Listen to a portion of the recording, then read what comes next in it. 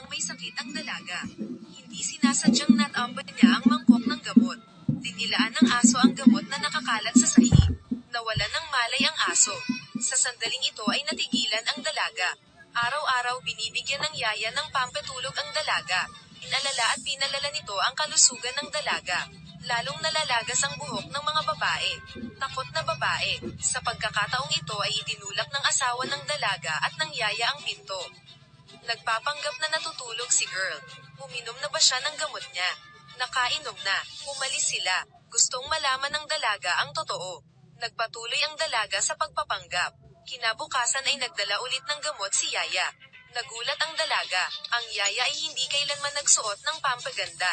Nagpa-plastic surgery si yaya. Makapal na pampaganda. Ang nakakatakot pa, nagsusuot din siya ng pabango. Malaki na ang pinagbago ni yaya. Nakahanap ng dahilan ang dalaga para umalis si yaya. Ibinuhos niya ang gamot sa kanyang Amerikana. Akala nila tulog na ang dalaga. Pagsapit ng hating gabi ay palihim na pumasok si yaya sa silid ng dalaga. Hinayla ni yaya ang buhok ng dalaga at sinampal. Galit na galit ang babae. Sinubukan ng dalaga na magtiis. Gusto niyang makita kung ano ang gagawin ng yaya. Nakasuot ng pulang pajama si yaya. Lumakad ang asawa. Dahil siya ang salarin na nilaso ng kanyang asawa, kinuha niya ang ari-arian ng pamilya ng dalaga. Nagdusa ang babae nang malaman niya ang katotohanan. Pero kinailangan ng dalaga na magpanggap na wala siyang alam. Babaeng naglalakad pababa ng hagdan. Para silang isang pamilya, nakaramdam ng pagkadismaya ang dalaga.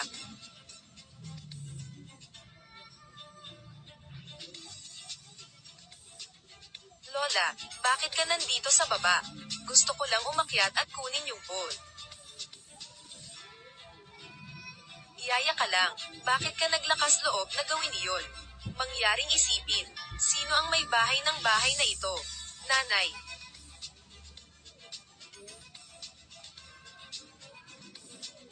Sa puntong ito ang lalaki ay ganap na nalilito. Nagmamadaling umalis si yaya. Nagulat si mister kung bakit ganoon ang kanyang asawa. Gusto niyang aliwin ang asawa, upang maiwasang pagdudahan ng kanyang asawa. Ang sabi ng babae ay nakainom siya ng labis na gamot. Ang mga emosyon ay nagiging hindi matatag. Gusto na niyang matulog. Nakolekta ng batang babae ang laso na ito. Gusto niyang ipadala ito para sa pagsubok. Sa hindi inaasahang pagkakataon, may napansin silang kakaiba. Akala nila hindi gumagana ang gamot. Kaya naman mas malusog ang mga babae. Gusto nilang makita kung nagkunwaring tulog ang dalaga. Inusok nila ng karayom ang kanyang daliri. Kahit takot na takot ay nagkunwaring kalmado pa rin ang dalaga. Biglang nawala ng kuryente. Tulog pa rin ang dalaga. Pagkatapos noon, panatag na ang pakiramdam ng dalawa at lumabas sila para magsaya. Takot na takot ang babae. Alam ng dalaga na nasa panganib siya. Gusto niyang tawagan ang kanyang mga magulang para humingi ng tulong. Ngunit ang numero ng telepono ay binago. Hindi makantak ng babae ang kanyang mga magulang. Kinokontrol ng lalaki ang lahat. Kailangang tawagan ng dalaga ang kanyang matalik na kaibigan. Bago pa siya makapagpaliwanag, naubusan ng baterya ang kanyang telepono. Ang mas nakakabahala, biglang naalala ng lalaki, bakit hindi ngayon lang isinara ang mga kurtina? Mga kurtina sa kwarto ni Yue. Binuksan mo ba? Kurtina sa kwarto niya. Hindi ko ito hinawakan. Hindi maganda. Napagpasyahan ng lalaki na ang kanyang asawa ay nagkukunwaring tulog. Nagmamadali siyang umuwi. Nagsisimula na rin kumilos ang mga taong malalapit na kaibigan. Diretso niyang hinarang ang sasakyan ng kalaban.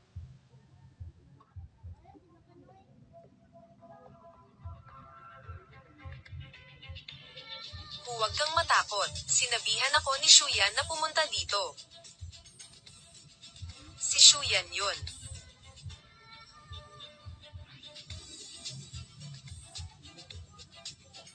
Hindi ako dapat umiyak. Kailangan kong gawin ito bago siya bumalik. Linisin ang mga ito ng mabilis.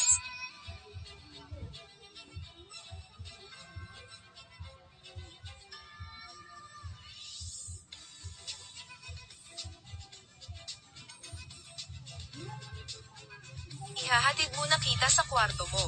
Mangyaring ipaubaya sa akin ang natitira. Maaari ko bang malaman ang iyong pangalan? Thane. Hindi siya. Hiniling sa akin ni Shuyan na ibigay ito sa iyo. Makikipag-ugnayan kami sa iyo mamaya. Mangyaring gamitin ang teleponong ito.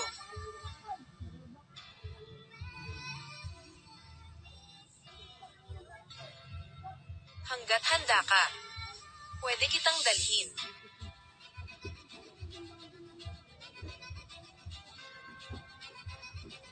Nananatili ako upang protektahan ang aking mga magulang at mga anak. Boss, Triuvi, hindi niya alintana na bumalik ang sugat. Ano ang magagawa ko? Pinapasok mo sila.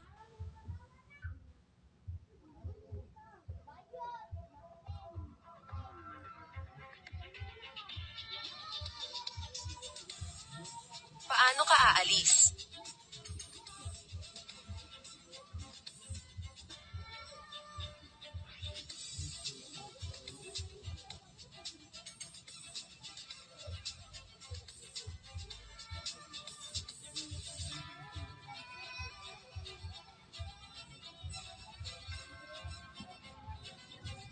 Ang mga kurtina ay iginuhit.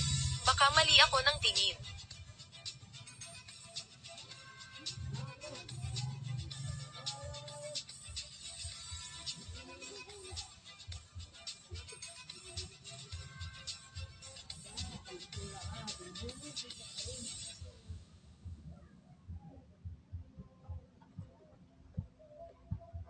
Yue. Mamatay ka na.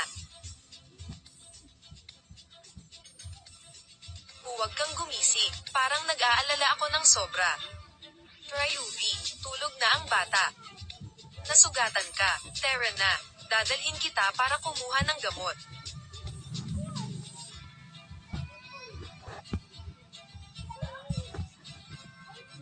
Talaga. Hindi man lang niya alintana ang sugat.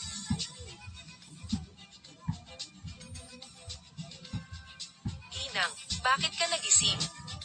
Nakaramdam ako ng gutom. Honey, ngayon ay itinuturing mo akong patay. Tama ba? Hindi ka naghahanda ng pagkain para sa akin. Kung ikaw ay nagugutom, gagawin ko na iyon ngayon. Buksan mo ang pintuan sa harapan.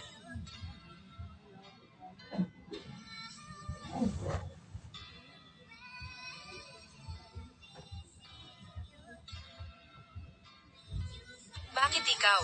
Gusto kong makilala si Yue. Maraming beses ko nang sinabi sa'yo.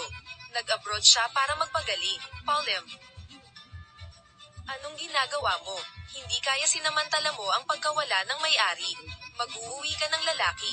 Papasukin mo siya.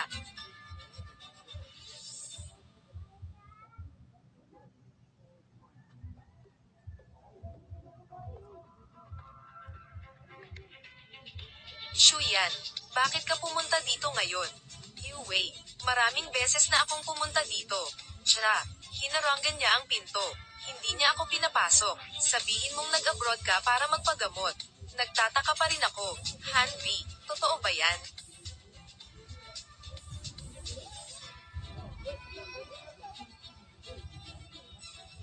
Huminto. Gusto kong makita. Kanino ka nagpapadala ng mensahe?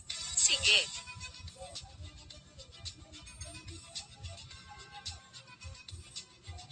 Ito. Nandito na si Shuyan.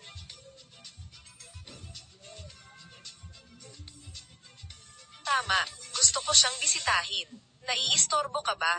Hindi ka ba nagtatrabaho ngayon? Pumunta ka para makipagkita sa mga customer.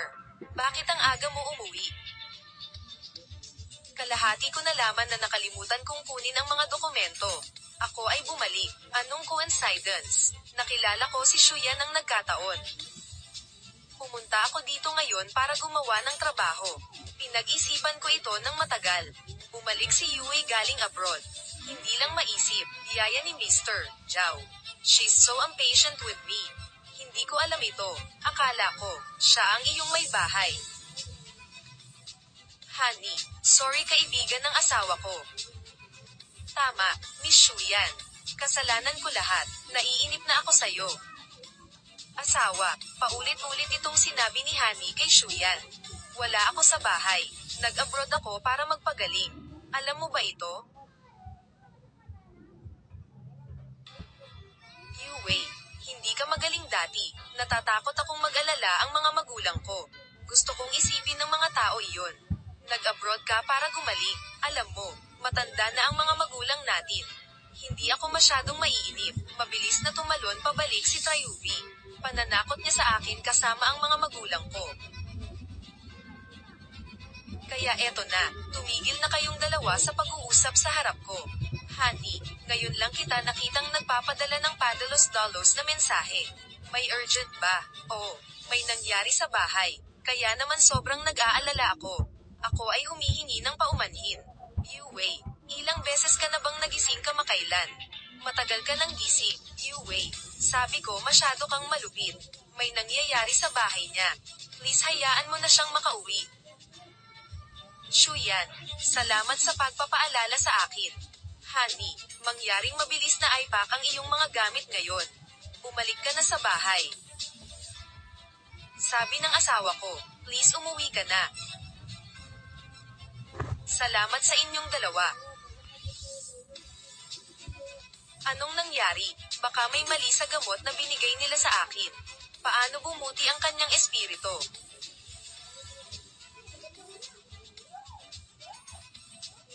Hindi pa masyadong maaga. Aalis na ako. Shuyan, manatili ka at makipaglaro kay Yue. Asawa, pagod ako sa araw na ito. Hayaan mo munang bumalik si Shuyan. Anyway, marami pa akong oras para makita ka mamaya. Sige, kung may mangyari, tawagan mo ako. Masyado ba akong nag-iisip? Shuyan, bumibisita lang talaga siya, parehong walang alam. Asawa, kamakailan ay naging mas alerto ako. Pero sobrang pagod pa rin ang nararamdaman ko. Nasaktan. Side effect ba ito ng gamot? Labis na dosis. Ang isa pang sintomas ay ang paggising ng mas madalas. Pero, ang katawan ay unti-unting manghihina. Maaari itong maunawaan sa ganoong paraan. Malapit na siyang mamatay. Para mawala ang pagdududa niya, itigil ko muna ang gamot niya. Sapat lang para makatulog siya. Makukuha ko ang gusto ko. Asawa, mas mabuti na ang pakiramdam mo ngayon. Hindi namin iinom ang gamot na iyon sa oras na ito. Bakit bigla siyang tumigil sa pag-inom ng gamot niya? Anong gagawin ko?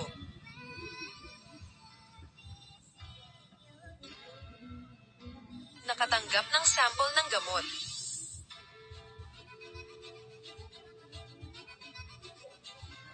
Nagpa-appointment ako para makipagkita kay Din Zhao. Pagkarating namin, susuriin niya ito. Magiging available ang mga resulta sa loob ng pinakahuli sa loob ng 2 araw. Mabuti, sa sandaling magagamit ang mga resulta. Sasabihin ko kay Yue. Gusto kong protektahan ang aking mga magulang. Check mo muna, pupunta ako sa Sucity.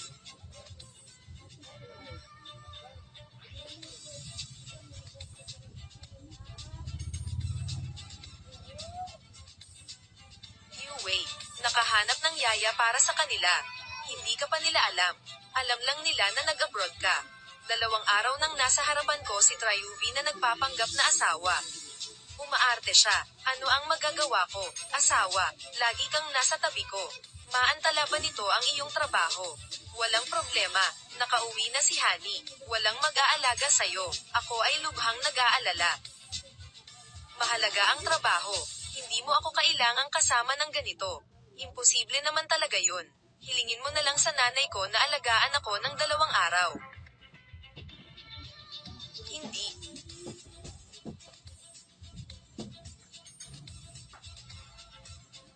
Yue, hindi alam ng iyong mga magulang ang iyong pisikal na kalagayan. Kung alam nila, natatakot ako na hindi nila ito matanggap. Gusto mo ng aksyon. Ako ay kikilos sa iyo. Tama ang asawa ko. Napakabait ng asawa ko. Boss, Ginang, nakabalik na ako. Nitong 2 araw, inalagaan niya ako. Hindi pa siya pumupunta sa kumpanya. Ito ay napakahirap. Honey, bumalik ka sa tamang panahon.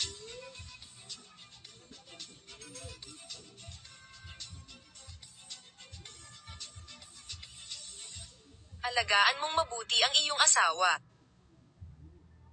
Paano ang pag-aalala na ito? Ito ay malinaw na isang oversight.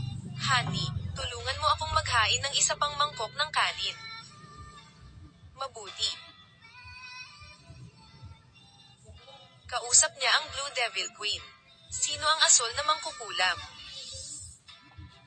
Asawa, may agarang trabaho ang kumpanya ko. Lalabas muna ako. Kailangan kong kontaken si Shuyan.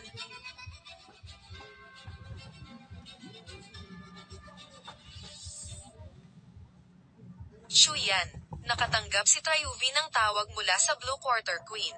Nagmamadali siyang pumunta. Maaari mong suriin upang makita kung sino ito. Sige, available ang mga resulta ng pagsubok. Walang mga kakaibang palatandaan. Ano? Imposible. Pagkatapos uminom ng gamot si Hollow. Katulad din nung nakatulog ako kanina. Nasaksihan ko mismo ang buong proseso. Paanong walang problema? Shuyan, dumaan ba sa kamay ng ibang tao ang sample ng gamot? Ito, tinanong ko si Tanyen na mag-imbestiga. Wei, hindi mo kailangang magtiwala sa sinuman. Pero kailangan mong magtiwala kay Tanyan. Siya ay lubos na mapagkakatiwalaan. Mamaya gagawin niya. May sakit ang asawa ko. Huwag mo siyang pakialaman. Tain. Ito, lahat ay kailangang suriin. Tama, dapat suriin ang lahat. Tara na. Dumating sila para tingnan ang pulso. Kailangan mo ng pahinga. Anong ginagawa ni Tanyan dito? Bakit? Mag-ingat ka. Huwag mo itong hawakan. Ang gulo. Kailangan bang suriin ang bawat silid? Hindi kasalanan ng pamilya namin. Siyempre, dapat suriin ang bawat silid. Tingnan kung tumatanda na ang linya. Suriin ang lahat ng koneksyon sa device. Secure ba ang mga ito? Aalisin ko ang mga panganib. Kaya dapat suriin ang bawat silid. Huwag kang mag-alala. Ito ay mabilis.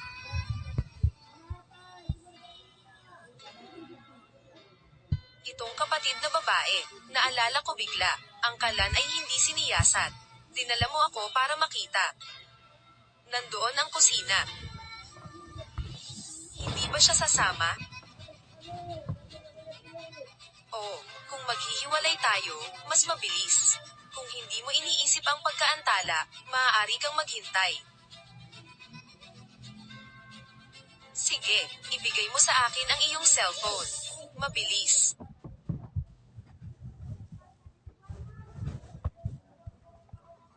Bakit lagi kong nararamdaman na hindi simple si Tanyan? Maliban sa bahay mo, bawat sulok ng silid na ito ay nilagyan ng mga kamera. Sa makatuwid.